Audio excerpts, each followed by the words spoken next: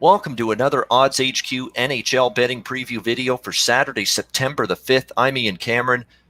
2 words, Game 7. It doesn't get better than that, especially in hockey, one of the most thrilling, exciting, edge-of-your-seat sports there is.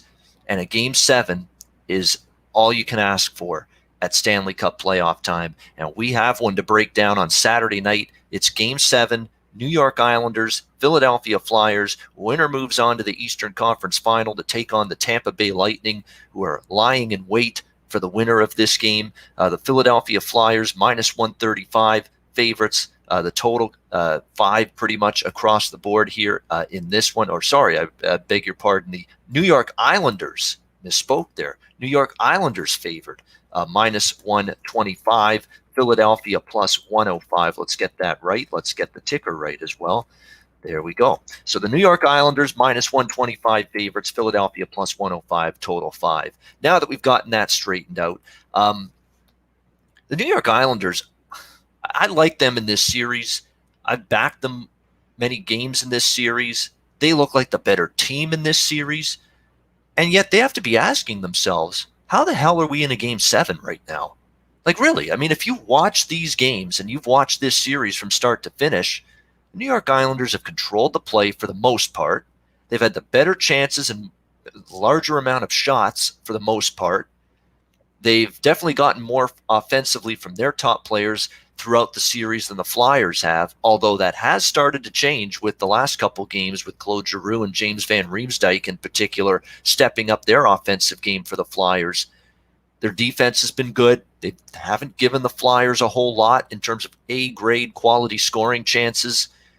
You know, their goaltending, I think prior to Game 6 was very good in this series. I don't think that was a great game from Semyon Varlamov in the last game that the Flyers won 5-4 in overtime. But even that game, you look at it, 53-32 were the shots in favor of the Islanders. They held Flyers to not even 20 shots after the third period, and here they were in overtime. You know, that's a game that on paper it looks like they should have won that game and potentially handily. And the Flyers have just found a way, you know, and that's just the way they are. It's not pretty. It's not been, you know, a picture-perfect performance in the Flyer wins, but they've just found ways to gut it out and win some games that maybe the flow of play was against them in, but they found a way to win. They did that again in Game 6, and now that's 2 wins in a row for this Flyers team. And if I'm the New York Islanders, I'm a little concerned because I feel like I've outplayed the Flyers so far in this series for the most part, for the majority. And yet here I am, you know, do or die, winner take all Game 7. But that's hockey. That's the way this sport works. You can control the play. You can sometimes dominate territorially, time in the offensive zone, shots on goal, all of that stuff. And it's not going to matter at the end of the day because the only thing that matters is, do you have more goals than they do? And unfortunately for the Islanders, throw out all that other stuff, the last 2 games, the Flyers have finished with more goals than the New York Islanders, and that's why we're here in Game 7.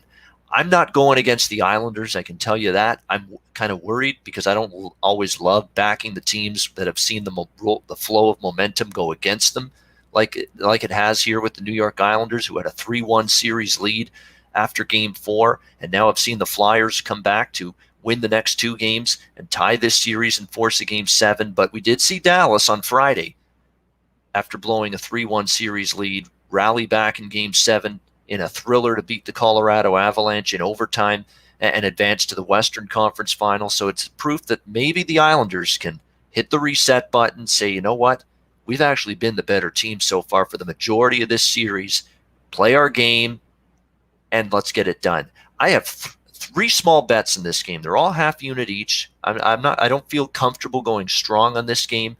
I'm going to have 3 bets on this game. I'm going to have the New York Islanders full game, which is minus 125. I'm going to go with the first. I don't usually do this, but I'm going to go with the first period under the total of 1.5 here in Game 7. I think the New York Islanders especially are going to really, really focus on, we have to be defensively responsible because that was not us defensively in Game 6. Now, even though they didn't give up a ton of shots, they were still some more higher quality chances to the Flyers than they've normally been getting in this series. And Varlamov was not good, and I think they want to help out the goalie as well. So under 1.5, minus 140 in the first period. I think this is going to be a game that starts very tight, very low scoring, very conservative. And then I'm going to come back, and in terms of the full game total, I'm actually going to bet over 5, minus 110 for the full game total, because I could see this game definitely opening up as we go along after the first period, and certainly the third period. You know what this can be like in an elimination game, especially if one of these two teams is trailing.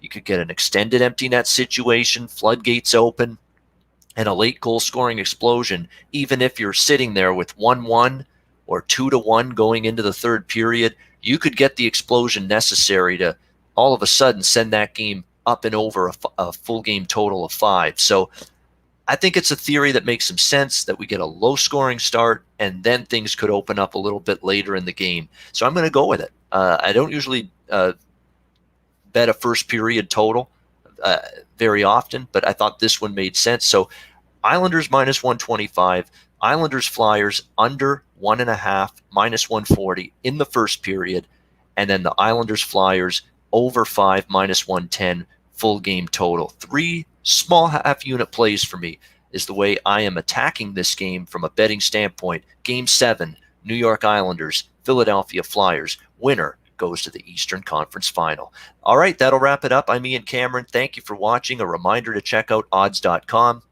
every day for great sports betting content, and the Odds HQ YouTube channel for live shows and videos daily. I'll be back with you tomorrow on Sunday as we get into Game 1 of the Western Conference Final. We'll preview that on Sunday for my next Odds HQ NHL betting preview video.